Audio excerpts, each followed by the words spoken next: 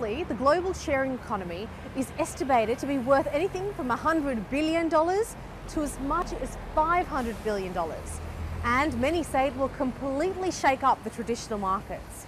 So, what does the future hold?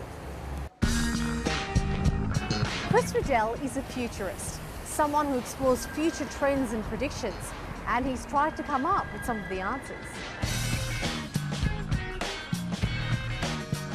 The sharing economy is something that's really this huge groundswell that's changing the very nature of how we do business as organisations and how we as individuals and consumers actually consume what's out there in the big wide world.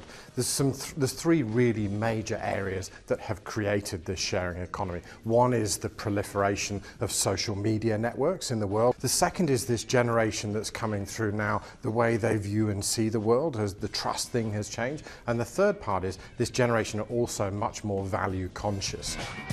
We've been much more interested in owning assets and owning things, and the generation that's coming through now are much more focused on a different kind of experience.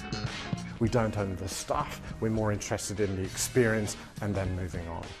There are some really good examples of organisations that are in the collaborative economy. The interesting thing is that Airbnb are actually doing more bookings a day than Hilton worldwide, so they're disrupting the hotel industry.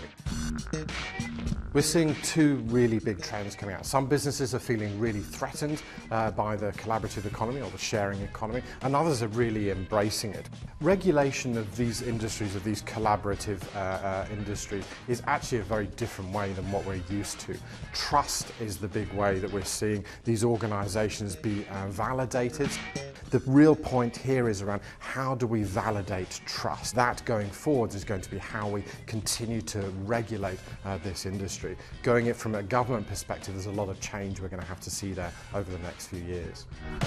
Because of all the technology that's out there, anybody can go and start up a business in this space overnight, and this really is driven by consumer demand. It's consumers that are making the choice, and they will continue to do so. The sharing economy is not going anywhere. In fact, it's going to continue to grow and evolve at the rate it is, and we're going to see really interesting examples of just how people can do this.